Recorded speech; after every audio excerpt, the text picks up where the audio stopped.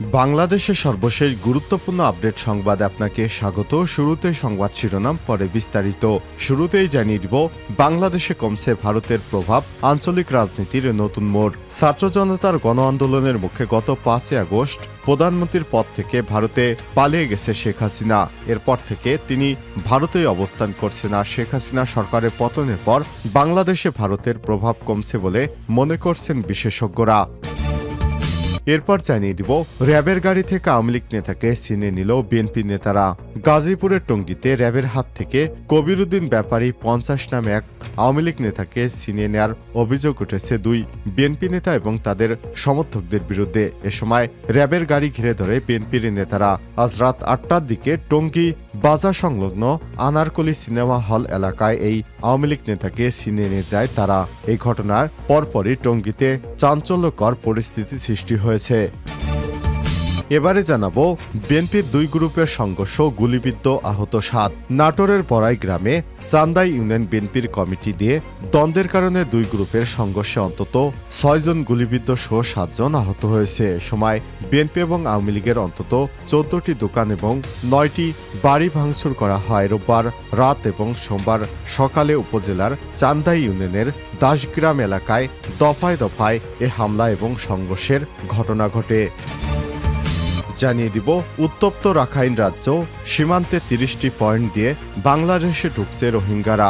মিয়ানমারের রাখাইন রাজ্যে চলছে সংঘাত। এই সংঘাতের আতঙ্কে এবার ছড়িয়ে পড়েছে টেকনাফ সীমান্তে। কিছুদিন মর্টার শেল এবং বিস্ফোরণের বিকট শব্দ না থাকলেও আবার গতকাল রোববার 8 সেপ্টেম্বর রাত থেকে সোমবার 9 সেপ্টেম্বর ভোর পর্যন্ত থেমে থেমে বিস্ফোরণের বিকট শব্দ ভেসে আসে পারে। বাংলাদেশের দালালদের সহায়তায় গত আগস্ট মাস থেকে এ মাস পর্যন্ত বাংলাদেশে প্রায় 50,000 রোহিঙ্গা প্রবেশ করেছে বলে কালবেলার পক্ষ থেকে জানানো হয়েছে। এবারে জানাবো, জুলাই গণহত্যায় শেখ হাসিনার বিচার সরাসরি সম্প্রচার করা হবে বললেন তাজুল ইসলাম। জুলাই গণহত্যায় সাবেক প্রধানমন্ত্রী শেখ হাসিনার বিচার সরাসরি সম্প্রচার করা হবে বলে জানিয়েছে আন্তর্জাতিক অপরাধ ট্রাইব্যুনালের চিফ প্রসিকিউটর মোহাম্মদ তাজুল ইসলাম। এবং সর্বশেষ জানিয়ে দিব, র্যাব বিলুপ্তির দাবি। র্যাপিড অ্যাকশন ব্যাটালিয়ন র্যাব বিলুপ্তির দাবি জানিয়েছে গুম হওয়া ব্যক্তির স্বজনেরা। রোববার রাজধানীর সেগুনবাগিচায় বাংলাদেশ ক্রাইম রিপোর্টার্স অ্যাসোসিয়েশন ক্যাব মিলনায়তনে গুম পরিবারের স্বজনদের প্রতিবাদ এবং সংবাদ সম্মেলনে এই দাবি জানানো হয়। এ সময় বাংলাদেশ গুম পরিবারের প্রধান সমন্বয়ক আলহাজ মোহাম্মদ বেলাল হোসেন বলেছেন, 2010 সাল থেকে 2024 সাল পর্যন্ত শতকরা 70 থেকে 80% লোক র্যাব দ্বারা গুম, খুন এবং অপহরণ হয়েছে। সুতরাং র্যাবকে এখন বিলুপ্তির সময় হয়েছে।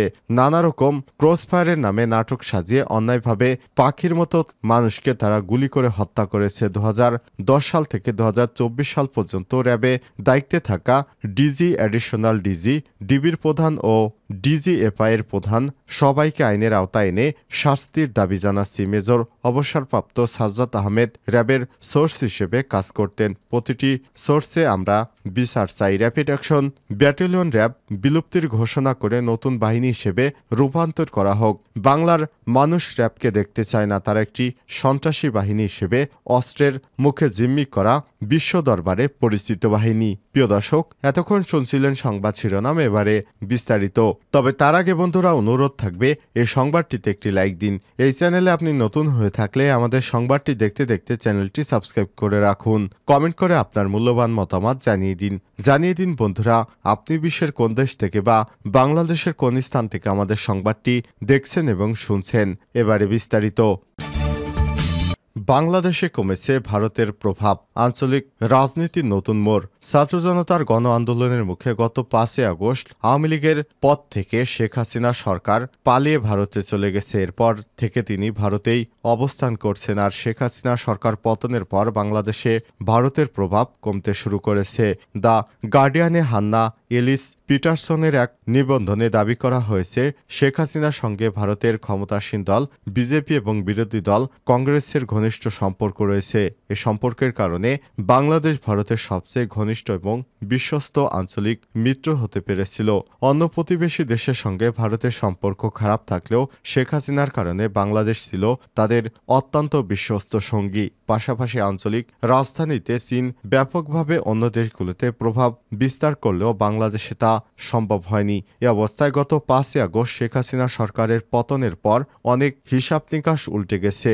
এ বিষয়ে India's grip on the Bangladesh is spilling on longer a pawn in resignation politics শিরোনামে শ্রীলঙ্কা গার্ডিয়ান একটি নিবন্ধ লিখেছেন সেন্টার ফর অল্টারনেটিভস বাংলাদেশের নির্বাহী পরিচালক এবং ঢাকা বিশ্ববিদ্যালয়ের আন্তর্জাতিক সম্পর্ক বিভাগের ভারপ্রাপ্ত অধ্যাপক ডক্টর ইমতিয়াজ আহমেদ। তিনি মালয়েশিয়ার টেলরস ইউনিভার্সিটির ইবিটিং প্রফেসরও। ওই নিবন্ধ অধ্যাপক ডক্টর ইমতিয়াজ আহমেদ লিখেছেন, বাংলাদেশে শেখ হাসিনা সরকারের পতনের পর অন্তর্বর্তীকালীন সরকারের দায়িত্ব নিয়েছে।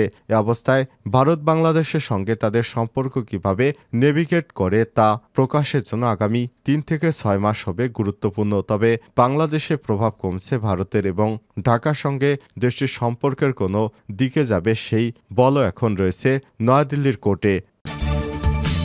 র্যাবের গাড়ি থেকে আওয়ামী লীগ নেতাকে ছিনিয়ে নিল বিএনপি নেতারা। গাজীপুরের টঙ্গীতে র্যাবের হাত থেকে কবিরউদ্দিন ব্যাপারী 50 নামে এক আওয়ামী লীগ নেতাকে ছিনিয়ে নেওয়ার অভিযোগ উঠেছে 2 বিএনপি নেতা এবং তাদের সমর্থকদের বিরুদ্ধে। এ সময় র্যাবের গাড়ি ঘিরে ধরে বিএনপি নেতারা এবং তাদের সমর্থকরা।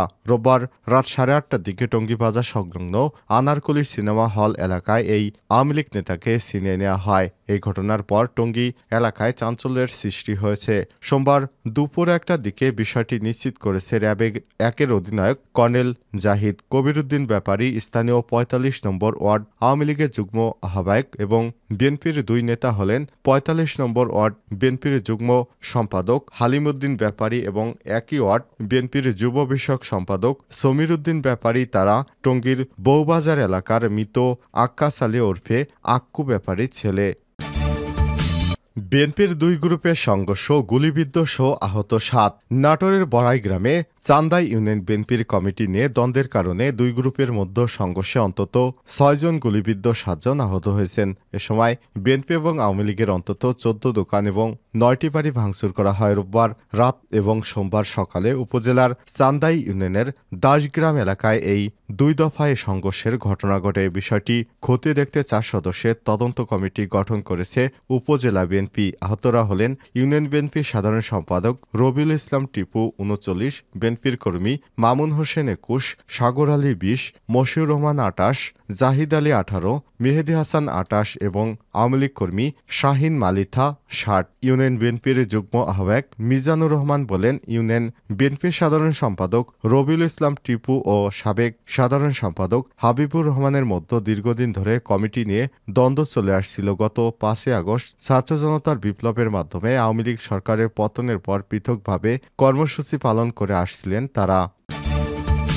উত্তপ্ত রাখাইন রাজ্য, সীমান্তে 30টি পয়েন্ট দিয়ে ঢুকছে রোহিঙ্গারা। মিয়ানমারের রাখাইন রাজ্যে চলছে সংঘাত। সেই সংঘাতের জের ধরে আতঙ্ক বিরাজ করছে বাংলাদেশে। কিছুদিন পর পর মটাশেল এবং বিস্ফোরণের বিকট শব্দ হয়েছিল। এবার সে শব্দ থেমে গেলেও আবার গতকাল রোববার 8ই সেপ্টেম্বর রাত থেকে সোমবার 9 সেপ্টেম্বর ভোর পর্যন্ত থেমে থেমে বিস্ফোরণের বিকট শব্দ ভেসে আসছে বাংলাদেশে। সাবরাং ইউনিয়নের পরিষদের সদস্য আব্দুল সালাম জানিয়েছেন, গতকাল রোববার রাত 1:30টার দিকে মংরু শহরে নিজেদের 2টি চৌকির নিয়ন্ত্রণ ধরে রাখতে আরাকান আর্মির সদস্যদের লক্ষ্য করে মর্টার এবং গ্রেনেড নিক্ষেপ করে বিজিপি এবং জান্তা বাহিনী। এদের সীমান্তের ওই পার থেকে বিস্ফোরণের শব্দ ভেসে আসে এপারে। সব শব্দে কেঁপে ওঠে গোটা টেকনাফ। এই কথা বলেন টেকনাফের শাহপরীর দ্বীপের ব্যবসায়ী মোহাম্মদ কবির আহমেদ। তিনি জানান, মর্টার এবং গ্রেনেড বিস্ফোরণে বাড়িঘর কেঁপে উঠায় রাতভর আতঙ্কের মধ্যে ছিল সীমান্ত এলাকার মানুষ। অপরদিকে রাখাইন রাজ্য থেকে সীমান্তরক্ষীদের চোখ ফাঁকি দিয়ে প্রতিদিন বাংলাদেশে রোহিঙ্গা অনুপ্রবেশ করছে। রাখাইন এলাকা থেকে বিতাড়িত সব শতাধিক রোহিঙ্গা পরিবার। দালালের মাধ্যমে প্রতিদিন এই সংখ্যা হাজারের উপরে। সেই হিসেবে আগস্ট মাস থেকে পর্যন্ত 50,000 থেকে 1 লাখের বেশি রোহিঙ্গা এরই মধ্যে আইনশৃঙ্খলা বাহিনীর চোখ ফাঁকি দিয়ে দালালের সহযোগিতায় গোপনে বাংলাদেশে অনুপ্রবেশ করেছে।